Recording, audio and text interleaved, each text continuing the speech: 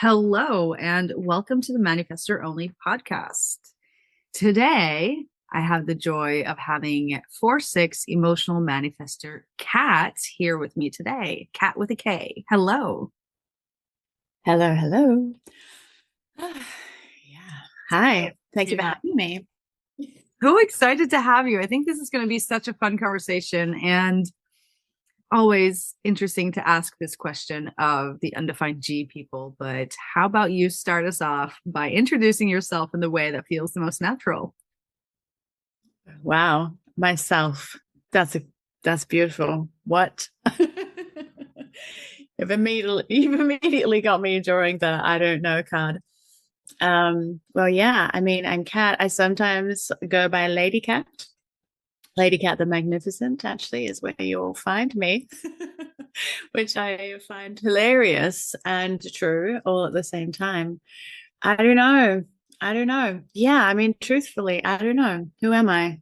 Not here for finding out, completely new in every situation. And also, I mean, add in the emotionality. Who am I today? I don't know. I mean, wow, I really can't answer it. That is so funny. My mind would love to say a bunch of things about myself, but maybe we just move on and things will come. I love I'm it. Kat. I'm a investor. Let's fucking see what happens. So let's start with a little easy going kind of questions. Like, how did you find human design? Kind of a life before and after picture. Um, Mm. just tell us how your journey got started. Yeah, good one. Yeah, well, I guess I'd love to start by sharing. I mean, what's immediately there for me is a life before. I have been in like the self-help, personal development world since, I mean, my first big experience in personal development was when I was a teenager. Um, and yeah, I mean, it's right there in my design, right? I came out of the womb looking for help.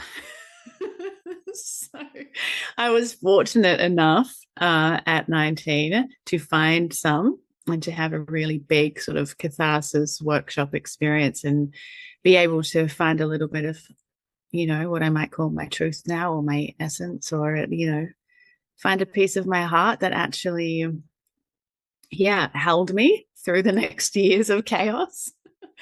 Cross of Eden. So by the time I found human design, which was in 2020, I mean, in my most recent years had been studying a lot of plant medicine, doing a lot of breath work. I was actually teaching and holding space with my own modality, which is a lot about space holding and medicine and emotionality, in hindsight. But probably at the time, and in fact, at the time, I was calling it self expression. I just didn't realize not everyone expressed themselves emotionally the same way I did. So I was basically teaching people to be me, and as you do.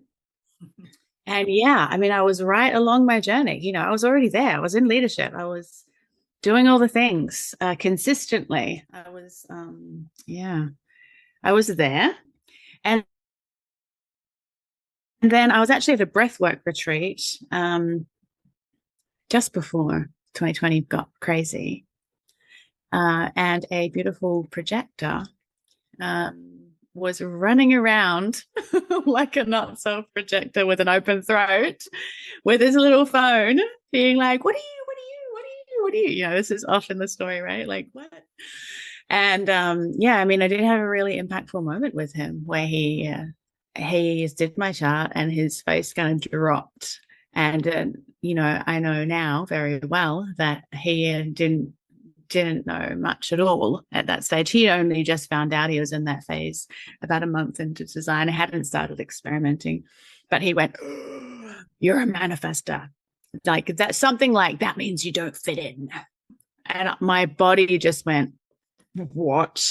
And actually the very few things he said, which I think maybe included my pure individuality, yeah, that was enough for me to be like, yeah, there was a relief in my body. There was like and this is what I see and hear so much now, right? Like with people who I teach, like this sense of relief, like, it's not me, it's something else. And so, yeah, I that's when my journey began. Does that maybe I stop there? We could talk for days, you can tell already. Oh, But believe yeah. me, I know how that goes. 12:22. Talk for days. When in the mood. Yeah. I think it's really that word relieved. I feel like that's also what I can sense from a lot of people. It took me personally quite a while to get to the relieved part. I was so like, fuck no. I want to be that warm, open hug. How can I not be a generator? How Oh, I don't want to be this thing. And I think a lot of that was for me was this wounding around always thriving or not thriving. What's the word I'm looking for? Striving to be liked, striving to be something I'm not. And then this system comes and says, oh, but you're actually this thing. You're this repelling, dense, out of the circle kind of person. And I'm just like, fuck no. No, thank you. I don't want that. mhm. Yeah, I didn't have enough information to have that, to be honest. I just had like, whoa, you're wildly different. You're not built to fit in. You're never going to feel like you belong. Like you're a fucking whack job. Like it was more like that was what he was saying in the moment. And I was like, finally, someone says that's true and okay.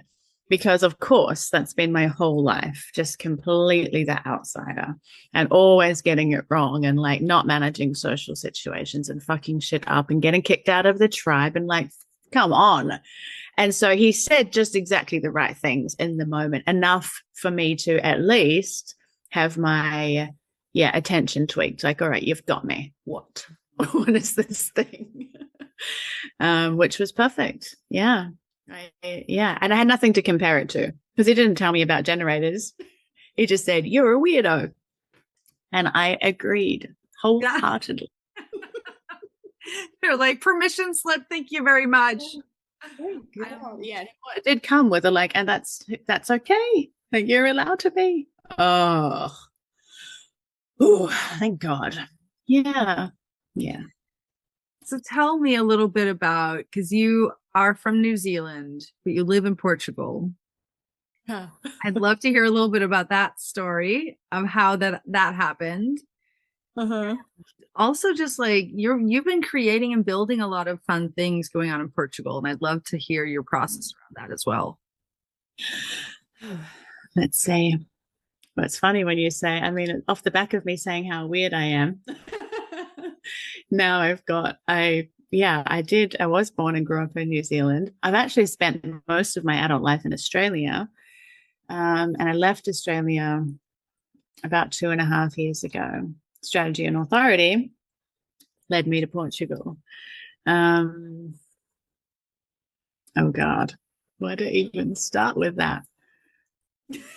Sorry, this is like, whoo, can of worms. I don't know. I mean, what was that? Like 2.5? Well, I guess let me just jump back to. So this projector man who introduced me to human design, I then very soon realized that I needed to invite him to come and teach me more. And he has been in my life ever since, up until recently. So I invited and invited and invited the shit out of him until he came to stay with me. And he then ran me through all these, then he just guided me. I mean, in the beginning, that's exactly what I needed because I'm not here to learn. I've only got one first line in my whole chart. So, I mean, investigate rather. I am here to learn, just differently. Mm-hmm. But he did a beautiful job at, telling me to walk in front of him through the mall or putting me, walk in front of that car and see what happens. That sounds dramatic, but really just getting me to notice the Maya. He did a beautiful job at getting me to notice the Maya. Which, was really, I don't know, there's something to be said about like everything that I learned in that first period felt like it was not new. It was just language for what I already knew, which was very empowering and super transformational, like enlightening, you might say, like really like, oh, I knew that already. I mean, about everything. And so, yeah, I mean, he stayed with me for a couple of maybe 3 months. Time is clearly not my thing. And then he is actually Norwegian, funnily enough. I'm not sure if you Oh, knew that. Yeah. not. And then he went back to Norway just before lockdown. And so then, fortunately or not, I had this time of being totally isolated, like many of us did, right? That came into human design at that time. He and I kept a relationship, which was romantic now. And then when lockdown got a little easier, I applied to leave Australia and go and join him in Norway. And that's how I ended up in Europe. And then, I mean, yeah, I traveled around Europe. I saw him. I went to Ireland, which is actually where my heritage is. And then, yeah, I mean, honestly, the answer to all of it is strategy and authority. Like I can't put it in, it's just been this weird divine dance of following the whatever is coming through me. I don't know how to talk about it any better than that. Ended up in Portugal. I keep thinking right now that I'm going to leave Portugal. I've had every reason to leave, and it's not. I can't. My body is just like, nah, you live here now. So, yeah. And then as for these experiences that have been coming through, I've been initiating. I guess. I mean, what to say? Same. I mean, I don't know how deeply you've looked at my chart, but all of my emotional gates are in the fourth line. So basically I mean, I'm in a state of reflection right now, like all of like human design initiation, which is the thing, the thing I created, which has had a group of people living in a house together, experimenting very fucking radically, like really crazy, very crazy. I'm recovering, to be honest. For the last 7 months in central Portugal, that has been happening. There's some permanence and some rotations. And I taught, we did retreats and I taught living in design. And I guess what to say is that in reflection, as I sit here now, afterwards, I can tell that the only way for me to learn is experiential and through my network. And so, of course, whatever is coming through me, and of course, obviously, it's not a mental decision. What kind of manifestor decides to live in a house with people? Like, that's just, and I could see myself doing that, like I'm watching it happen, being like, this is fucking stupid. Like, are you sure? There was a lot of, in the beginning, there was a lot of like a really hard line of, you have those decisions where you're like, this doesn't make sense at all. Like, which part of me am I listening to? Like, before I initiated that experience, I was very careful, and too careful perhaps, to be sure it wasn't a mental decision, because it seemed like it must be. I mean, according to human design knowledge, I have no business, a manifestor in a house full of people. I guess that's all I need to say. But I am emotional. I've only got that one first line. All of my emotionality is in the fourth line. It's obvious to me that I can only learn human design experiencing it. I mean, I don't know. Part of me feels like, well, it's not entirely true. Like I do have some rightness that just sort of sucks information in other ways. I've listened to every lecture under the sun, and I do take it in, but I need to do it. I need to experience it. And so, yeah, that happened. And that happened through my network.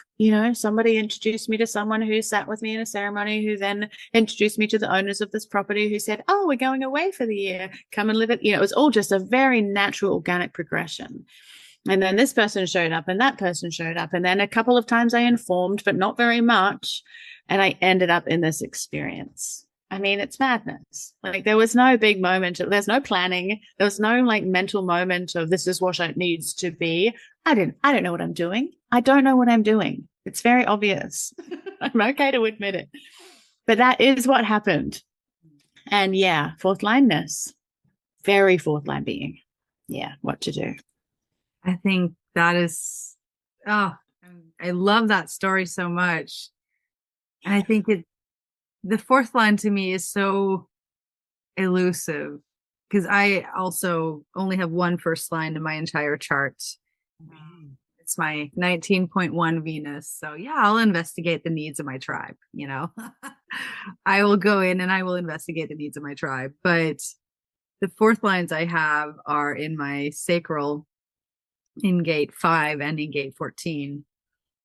And things don't happen through my network in that way. Yeah. It's just not a part of my design in any significant manner, right? And I think it's just like watching these people with the fourth lines, or like my husband, who's a 1-3 profile, but he has 8 fourth lines. So his majority of lines is in the fourth line, and I'll see how that plays out. But then you have, like you with that fourth line in your profile of you're here to have that network to help you.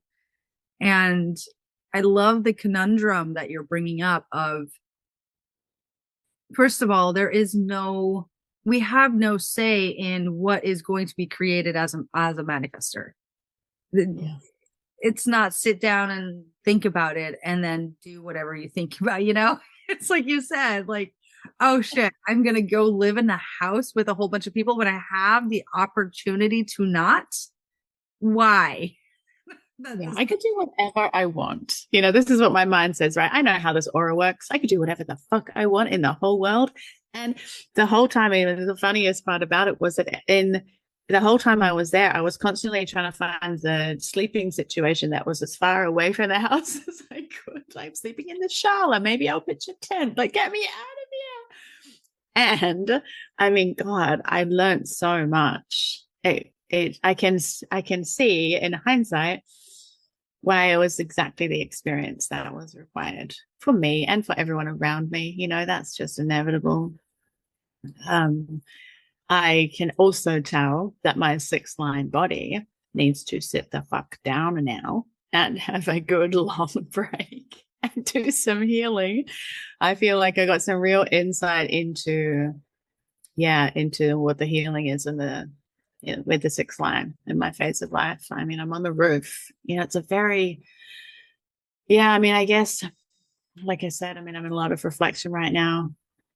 It feels like I'm really seeing that, like, so much contradiction, the biverse, I'm seeing this like fourth lineness, and then I'm seeing this, it feels like an absolute juxtaposition even to like being a manifestor and being individual, to have all that fourth lineness. But then on top of that, or underneath that, in fact, there's this 6th line body that's just mutating like an absolute boss all the time. And that looks like me being quite remarkably ill a lot of the time. Like, that's like my network is pulling me over here, but actually I'm having a crisis in my body. Like, it's it's wild. It's a wild experience to just be watching, nothing to do. But yeah, it's after 7 months in a house full of people. Yeah. Like the look on your face right now. What the? I'm just in full-blown retreat. I'm also 1 year exactly almost off of my Uranus opposition, which is in the gate 33. So there's also this pull into retreat. Curveball. I don't know. The things are dramatically changing in my world. I don't know if I will do another. Well, I don't know anything, to be fair, but I've had a lot of people asking me, wait, are you going to do it again? Can I come back next year? I'm just like, I don't know. What do you? Stop looking at me. Exactly. Stop looking at me. I know that feeling. Yeah. Good one. Manifest a life. Anyway. I'm wondering, 7 months. So, and that's another thing, I feel like there's 2 ways that a manifestor initiation can go. And one is rinse and repeat. It's mostly that other people are rinsing and repeating it. The other is like, it's just never ever gonna fucking happen again. It's just like, it's tricky. The camps I'm in. Well, I think mostly, to be honest, my mind does not like this at all, but mostly my pure individuality. It's just one time. Yeah. Like, I wish it wasn't. so many things, you know, I see the worth in their repeating. Listen to that. That's worth. What do I know? But like, if there was a period too where like, oh, maybe this will get handed on to like there was a generator and like maybe she wants to take it over. But like, yeah, I mean, not everything. It's a mutation, right? How many mutations actually take off? Like 1 in a million? Like, I don't know. And I'm not even really here. I'm not about that, even for her. Like, I lose my, I mean, you know, outing myself as a manifestor right now. I lose my like fucks given. Like, yeah, like just copy me if you want, but I'm not here to support it. I'm not. There's no support it in my system. So like, cool. Like take my template and run with it. But yeah, and maybe she does, but it doesn't look like it right now. Mm-hmm. And I don't care, which is just real. Yeah. So one thing, you know, one new thing. What's the new thing? What's the next new thing? I mean, it's quite a place to be in acceptance of. That's what I'm currently finding, you know, in this world with its, you know, maybe I do something really fucking amazing and my mind, and, you know, I get this a bit through human design knowledge as well. Like our minds think we're supposed to be impactful. I have that. It's like, oh, I just ran a thing that was so impactful. And so, of course, I should do it again. It was so impactful, but this is not my truth. It's just not. So, yeah. And again, I mean, I feel like this is not an announcement to say it's not happening because anything can happen. It might just be, you know, it's possible that there's just version 2.0. I have been playing with that. Like it's something, it is different enough. But yeah, no, my body's not in it. Not right now. Yeah. And how do you differentiate between, and especially also you as me have that gate 11 in your incarnation cross, and gate 11 of course being ideals but also ideas, and having that mental pressure in an undefined ajna. For you, I have it in a defined ajna. Mm-hmm. How do you notice, like, is there a sensation, is there something that you can like hook the feeling of, okay, this is an idea, this is a mental state versus this is coming through me? Are you able to explain that? I can try. I know I can try. Can try.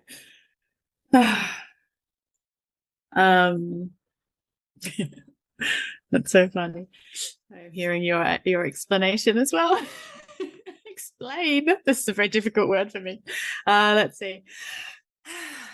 Well, yeah. I mean, I do struggle with it, of course. Like, obviously. What my take on it, the way I roll with it these days, is that, I mean, if I'm thinking about it, if it's a conscious thought, then it's a no. Like that's a bottom line. I mean, it's, you know, I'm having a lot of, there's always a struggle with it, or a like, oof, pull towards the mind. That's never going to end, right?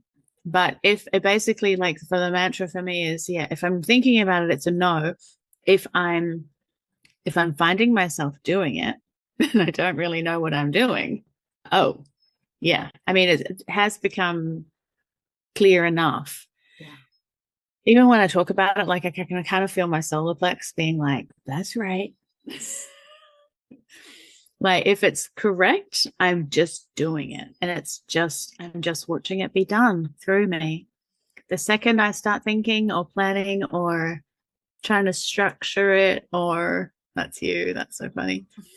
Like anything that is, yeah, I know it's the right decision when I catch myself in the moment of doing it. And actually, yeah, I used to practice this. It's been a while since I've done this, but in the first, I don't know, whenever, I did this practice where I used to just, I feel like I'm outing myself. This is a bit embarrassing. It's not really. I used to just lay down. Okay, I don't know what I'm doing. My mind's a mess. Mine's are messes. And I would just be like, okay, I'm going to just lay down. And my mind's going to make me want to get up and do something because that's what minds do. But I'm going to lay down. I'm just going to stay laying down and stay laying down and stay laying down. And inevitably, I get myself into a state of total, like my mind just gives up because I'm clearly never going to get up ever again. It gets to that. It's very real. And then the next thing that happens is I find myself somewhere, usually at the fridge, to be honest. But I kind of, it feels like I'm kind of in a waking dream and like, oh, I was supposed to be laying down, but I'm already up. And it's the sensation of being that's my body just doing something, because that's what our bodies are doing, right? The mind is just doing what it does. The body is the life. And so that's how I used to test it out and play with it and get the feeling of what that is. And I haven't done that for a really long time, but I really recommend doing that. Anyone and everyone should be doing that. But it was a very obvious thing where I would kind of wake up in the life again. I've been laying down. Now I'm waking up, opening the fridge, and I'm like, oh, my body must be hungry. It knows what to do. And that's that's my life. That's how it has to be. Yeah. So it's the right decision when I'm just watching it, when my body is just doing it. And any thinking, I mean, you're right about the 11. It's great at thinking. It's very entertaining. And yeah, if it's doing that, yeah, just don't act. I mean, I let it do it. Like, oh, think. I can write. I can even do a fucking spreadsheet. I'm very intelligent, but don't make a decision about it. Like, yeah, I don't know. I give myself some grace sometimes just to like follow through on those ideas, but for sure know that I'm not actually going to do anything about it. Yeah. That's a really good way of explaining like the difference between body and mind. And I love asking people that question, especially when I see that 11 in manifestors, because it's so easy to have all sorts of ideas and have that mental pressure and anxiety of just like, oh shit, if I don't act on these ideas now, then someone else is going to steal them, or something else is going to happen, or it's going to be too late. No, even as you share that, like I feel this pressure in my body. Like yeah, fuck that. Like, ouch. I can tell that hurts my cells. Like at this, nah. Yes, right. And I have the defined ajna over here, so it's like it's just part of my life all the fucking time. Yeah. I wonder if that's too like that's giving me like a frequency in my body as you share it, because that is more real for you. Yeah, I can detach from that much more easily. Yes, you can. And I have not only 11, but I have 11, 43, 17, 47. So my ajna is just like on fire always. Yeah. So it's been really interesting to navigate that.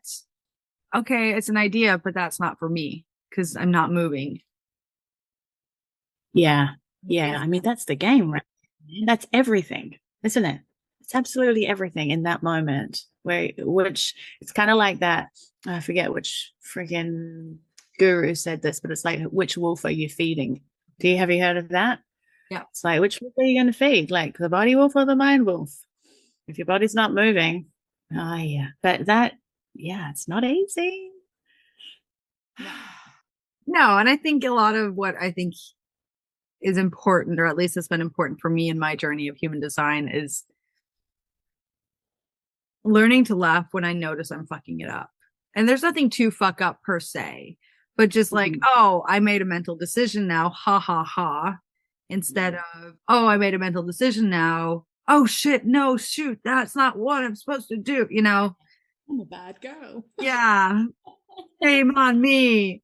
But just laughing and being like, oh, okay, shit, that's what happened again. I love my mind. My mind has so many amazing things that it can bring to the table. And it's like you said, it's just like, okay, but that sort of differentiation with inside as well, of noticing that, okay, but my mind is going haywire. a lot is going on and I don't actually have to do anything about this. Mm-hmm.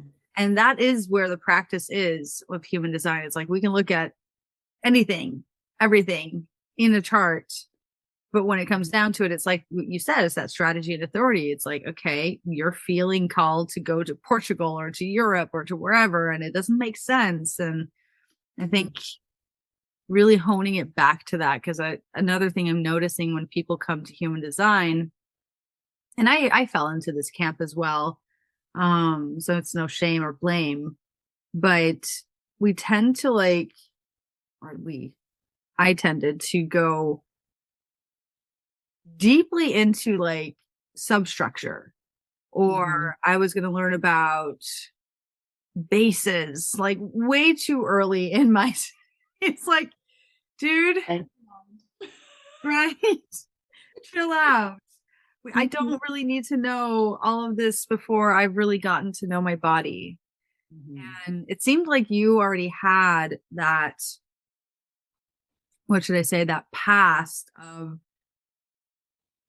being in contact with your body. I mean, if you were doing breath work and you were, in some way or medicine ceremonies, I mean, just really connecting to that body. But for someone who is completely, human design is the first system they've understood about themselves, except for maybe the Myers-Briggs personality test, which it seems like every single person in the world has ever done.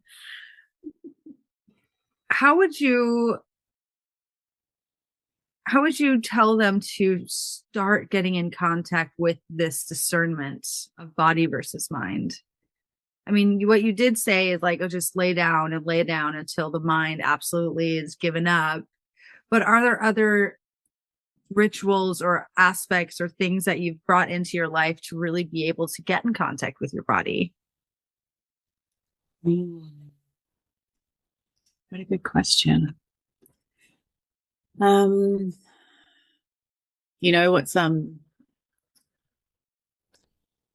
yeah. Well, I don't know. I mean, strategy and authority, not to go back there again, but not to be boring, but like, yeah, I mean, it is different for everyone. Like that feels clear. I am a big advocate of plant medicine in the right set and setting. For the first year that I was experimenting with human design, I was also sitting a ton of medicine, like still monthly ceremonies, which was already a part of my life. It's not like it wasn't new to me. There was a beautiful, like, kind of crossover where I was getting the knowledge and understanding how to experiment with it. I mean, that's a key, understanding how to experiment with it, not just getting the knowledge. But then also I was dancing in these spaces of, in these altered states where I could play with that. And I learned so much. I mean, one of the biggest lessons, just as a side note, was about that I'm not tribal. I mean, a lot of medicine ceremonies are set up so tribally. So just getting to dance with that, getting to dance with Manifestor aura in groups. Yeah, I mean, I don't know. Like for someone who hasn't been in spaces like that yet, and I mean, those sorts of people don't honestly come into my life very often. So I don't find myself making recommendations to them. I mean, I do though. I do often recommend to people just to have a place in the house. Like, I mean, much like you might have like a place to meditate, even if it's just like a pillow in the corner where your body knows or gets to know that this is the place where we just sit. I mean, it's not meditating because we're not all built for meditating. I would never recommend that. But like, it's just like, I'm struggling. The moment that you notice your mind is in control or wanting to be, you just go sit on that cushion. Like it becomes like this body memory of like, oh, this is the place where we don't let our mind win. And I don't know what else sort of comes in there for me is like I often just give my body a squeeze or something, like I don't forget.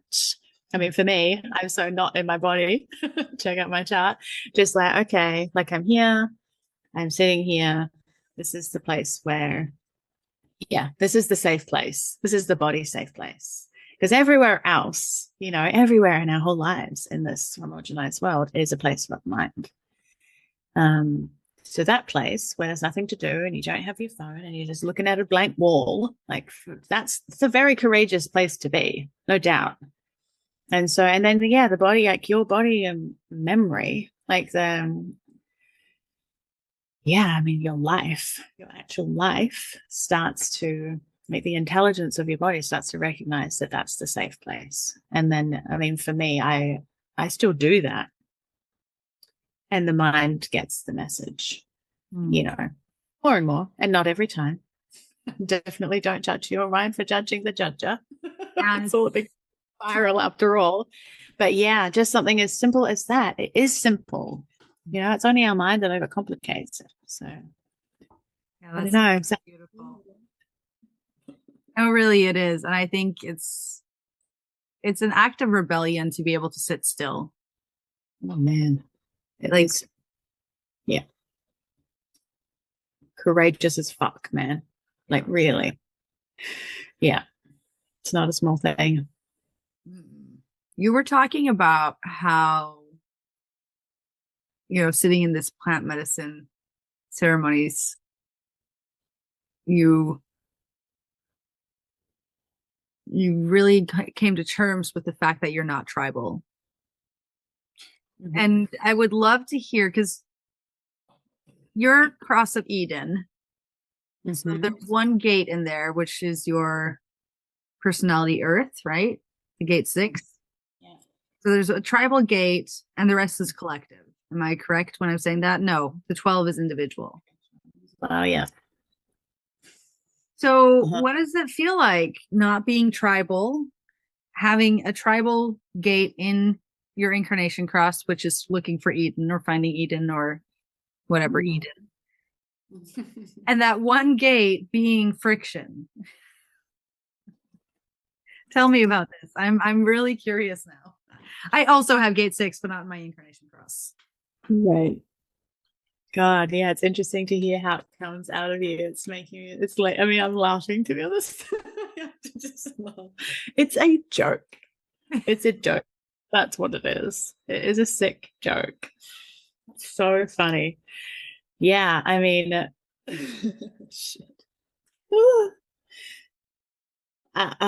So much part of my hurt in my life has been around this not fitting in, not being tribal. I mean, that's what I know it to be now, right? But I guess just for perspective, like I would have called that not fitting in or not belonging. Or, the one way I have described it before is like feeling like everyone got the memo about how to behave, but like somebody forgot to give the fucking memo to Kat, didn't they? And so I've got no idea I find myself in these situations where I'm like, what? Like, why is everyone, looking at me, pissed at me, like angry at me, like, oh yeah, walking away from me? Like, I am that girl. Look out. And yeah, I guess just also to say that learning about what tribal is, was so massive and healing. And yeah, crazy. Making me reflect. So yeah, then I have this gate 6. And what it feels like to me, and this is like, had more very recent awareness around this, is it feels, because the gate 6 kind of rules the emotional frequency as well, right? Like it's quite a gate. And so my experience is, and I do, this is very much I'm still in my process of, my experience is that I think I'm tribal. I feel like it's not, I think it's not the right word. It seems like I'm tribal. My body does tribal things. It sort of feels like I'm like the mama bear of the tribe. Like that 6 is like, I've got you. Like, feel free to correct me if I'm wrong, but this is what I've got so far. The 6 is like, I've got you. We're all on this frequency together. That is what the 6 does. I'm like I feel like I'm really in service. I mean, there's kind of like the 36 is also like compassion. And so there's all this like, I feel like I'm really in service to the tribe, which looks in my life like whoever is in my tribe gets me, you get me. Like, there's nothing I wouldn't do. Like body on the line kind of behavior, especially with that crisis and friction. Oh my God, it's so funny. And then what it feels like is that the tribal frequency is not the actual definition of a tribe. So people with the definition of the tribe are on a different page. And so what it feels like to me is that I don't ever get it back. Like I'm giving, like holding there for you fiercely, your advocate, all of that kind of stuff. It feels like that's 6 and 36. But then it also feels like where am I receiving? Like, why is the tribe still not accepting me? Like the tribe still then says, I don't know. I mean, a recent example, I feel like some of the participants from the experience I've been absolutely holding down. And then recently I had a crisis and asked for some support. And they asked me to like pay for the petrol on the way to getting my own support. Just little, and that's very tribal, right? That's very tribal. Like, no, we do fairness and that's how we show love. I don't know. For me, it feels that kind of thing to me as a non-tribal being feels absolutely deplorable. It's like, I'm fucking out here getting your back, making sure the lions don't eat your children. And you're wanting me to chip in $7. Like, fuck off.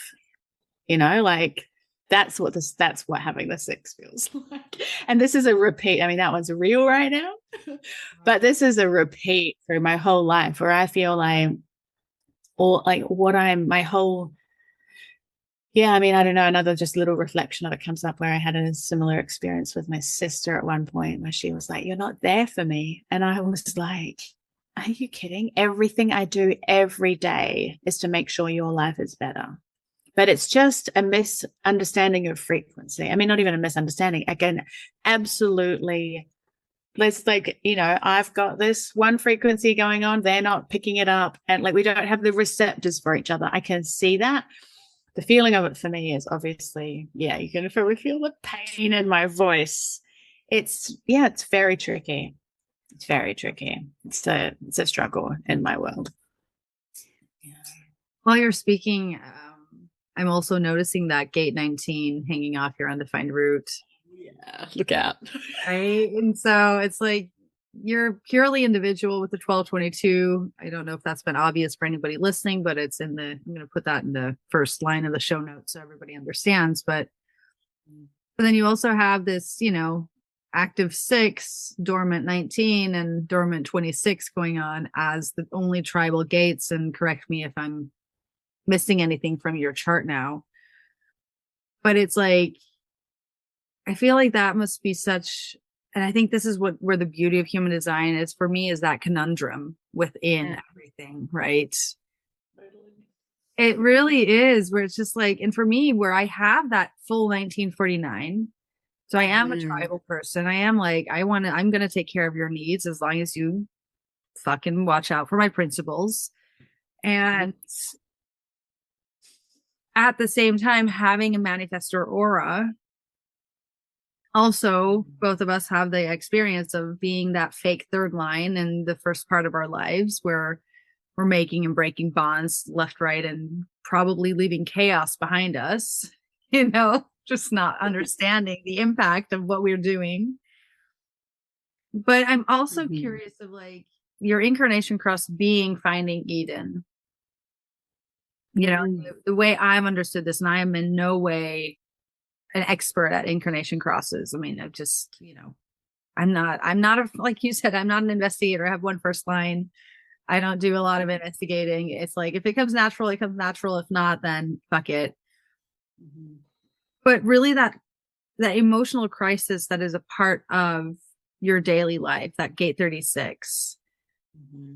And I'd love to hear, just your experience of your incarnation cross, of this, being kicked out of Eden, finding Eden, looking for Eden, that this is part of your life trajectory, but also just like dealing with emotional crisis. That gate, we talk about how gate 47 is one of the hardest gates to have in the design or in the body graph. But I'm always looking to gate 36. Like, I don't know if it's that much easier to have gate 36 activated, So yeah, I'd love to hear what you have to say of that around those things.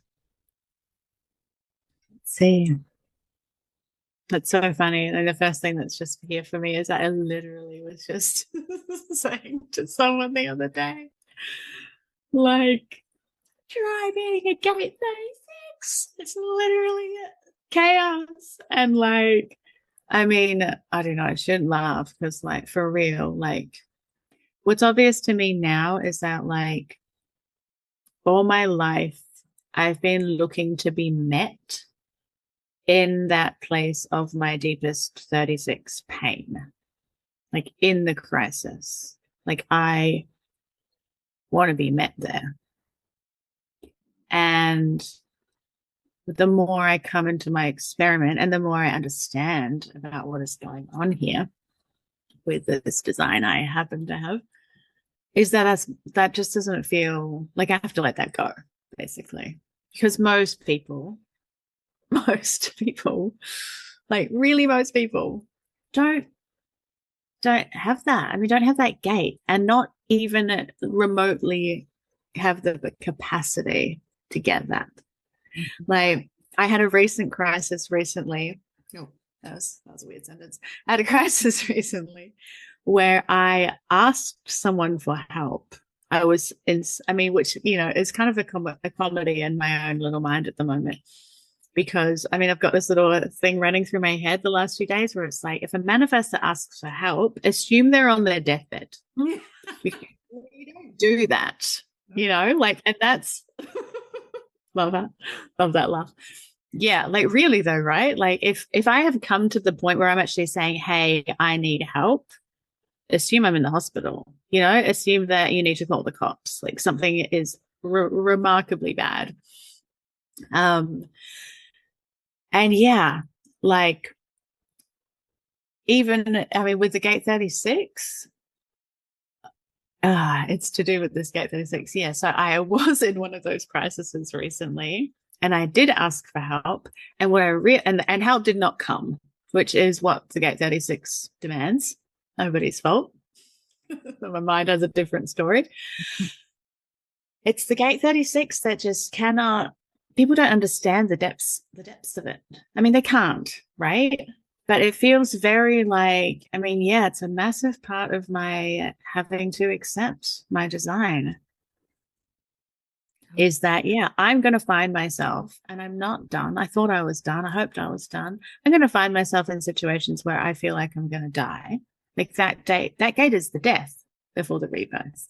Like I will be dying by all accounts, and no one is going to help me. Like that's what the gate 36 feels like. No one is going to have the capacity to even realize that I'm dying, or that I've gone, or that yeah, that's a very, very difficult thing to accept.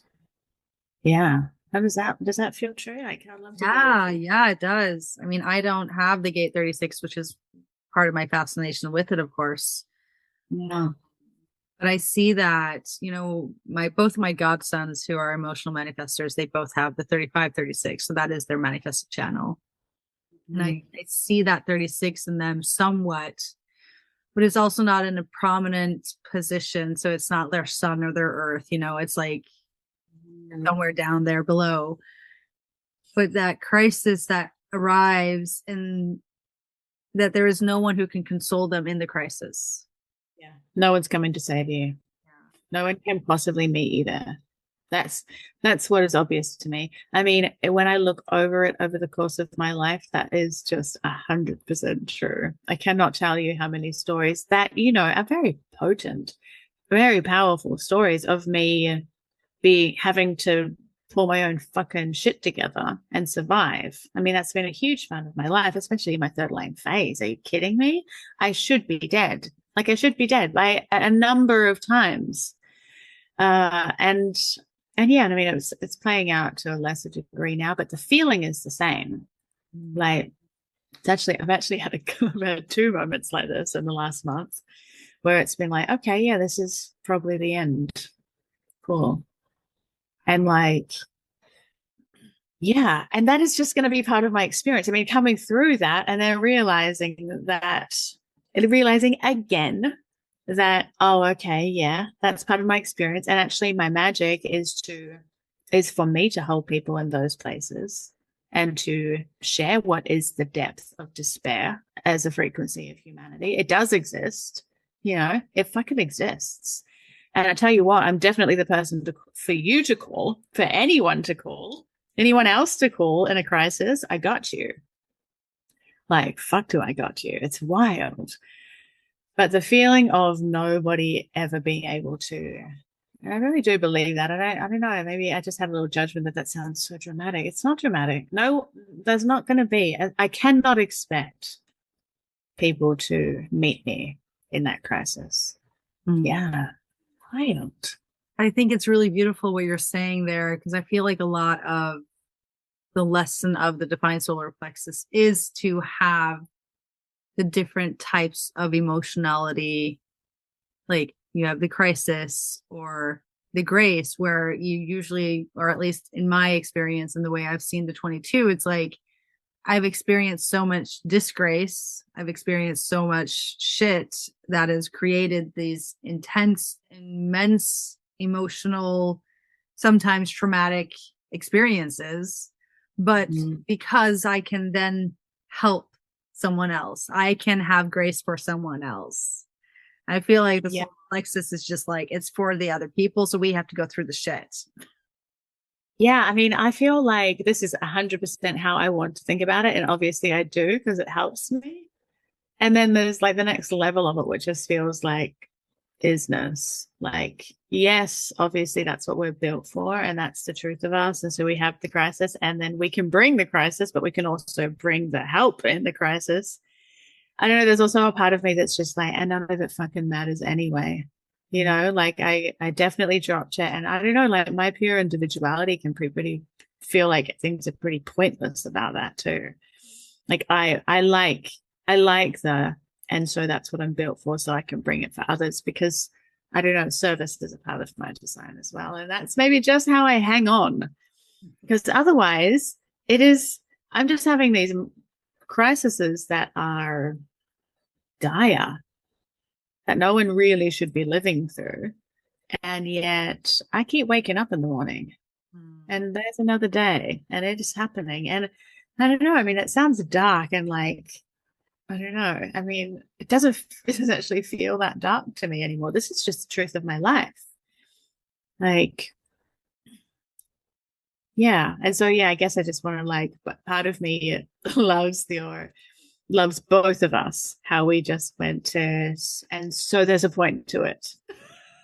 But also, of course, there just isn't. It's also maybe both things are true at the same time. That's often the case in this world, right?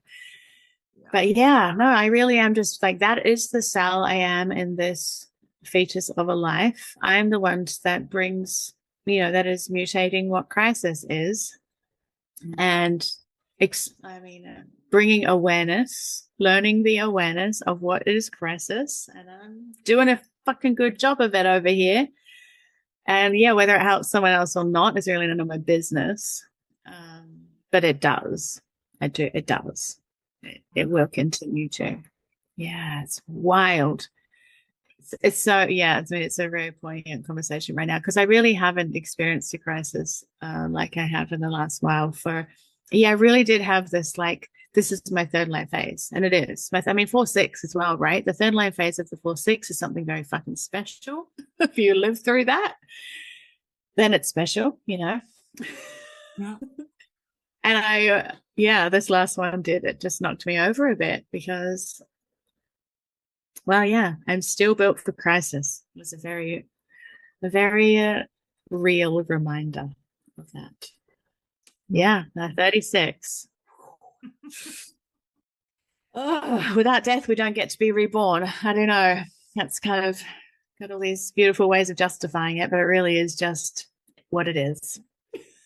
Yeah, I think, you know, like you said, both are real or both are true. It's like it doesn't matter. And then we can tell ourselves, well, I'm going through this because then I can support others or I can empower others, you know, using your keynotes as empowering. But, you know, there is this aspect of,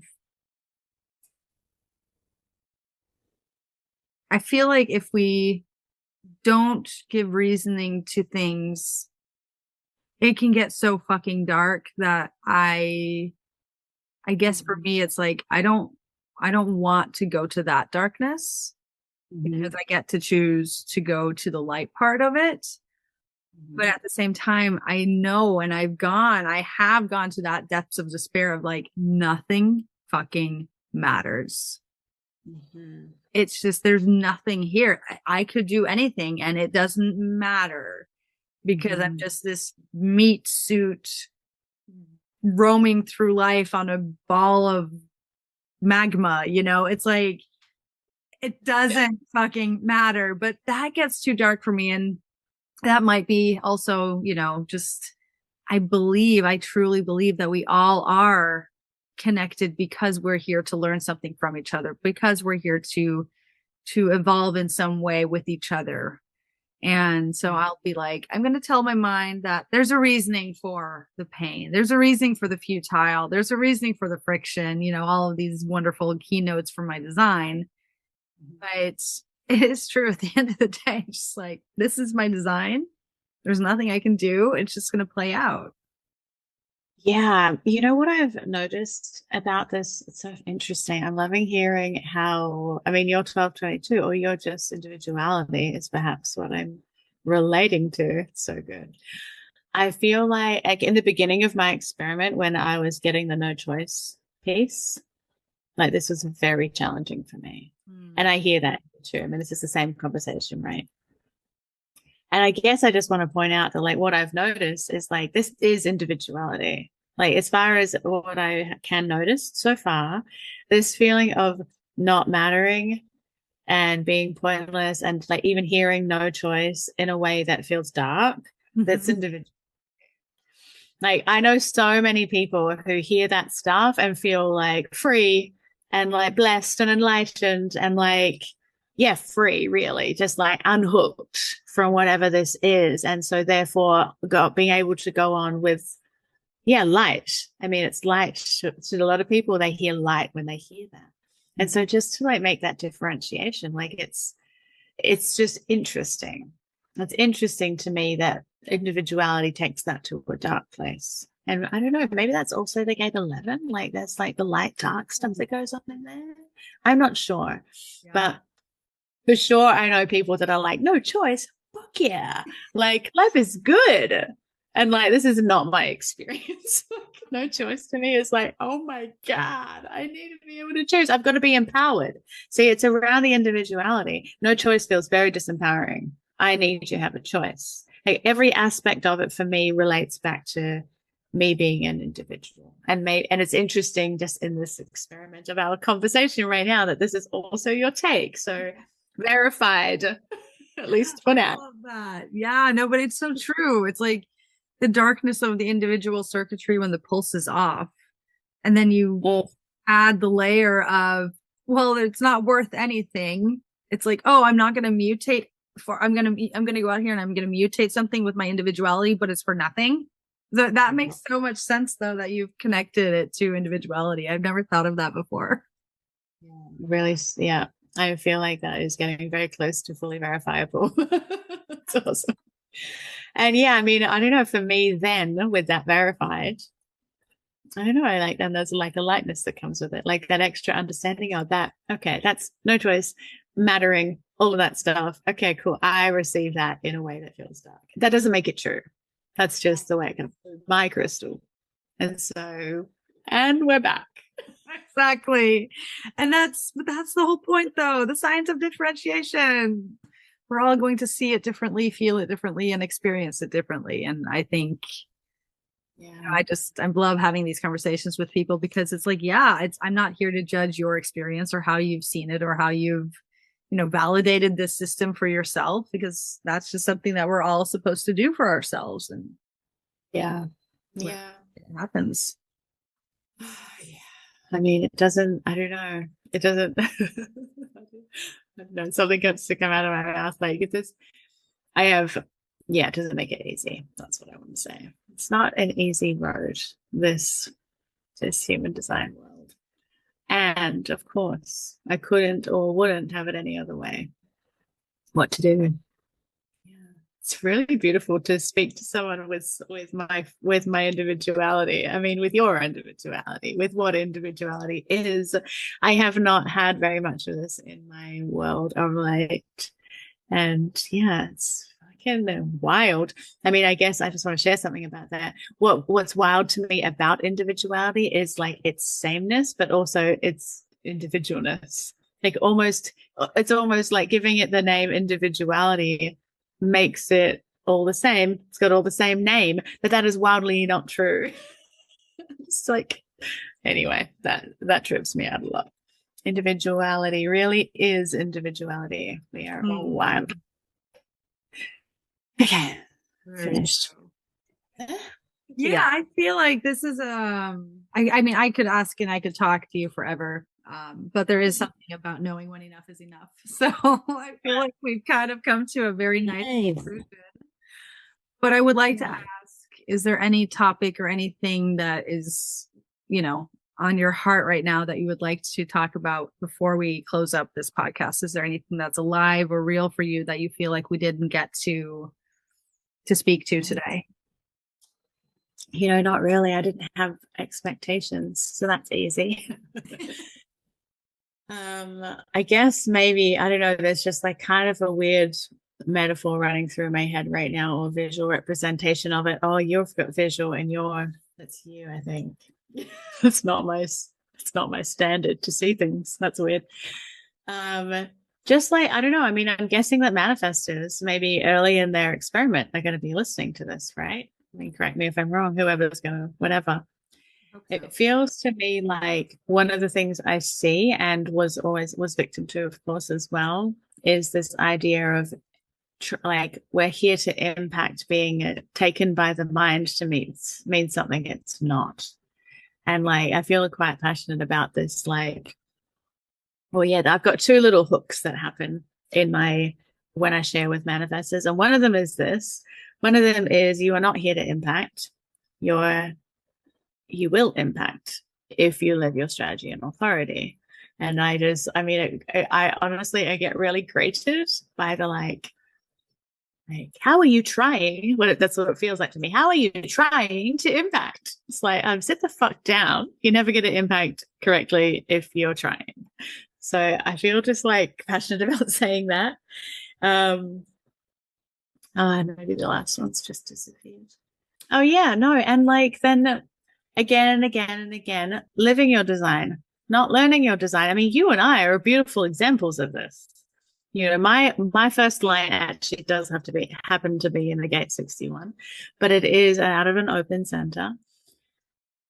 Yeah, you and I are beautiful examples of not learning human design, but living it. It is an experiment. And I hope at least that, or I desire, you and I both desire as well. I desire that, yeah, that is like, yes, my 4/6ness coming out. Like people don't have to learn this knowledge. Like if you're listening to this and you think, oh God, I'm going to have to like read a whole book. No, you don't. You don't have to read a whole book. Yeah, you can just get one bit of information and you can try it out. And that is what I'm doing currently, still to this day, like 4.5 years in. I'm hearing or finding or looking at, or, sometimes looking and learning. I'm seeing something I notice, I'm trying it out. That's the game. That's the whole thing. Nobody knows better than you know yourself. Just try it. Yeah. Yes. Amen. Hallelujah. Nobody knows yourself better than yourself. And that is what this whole game is about.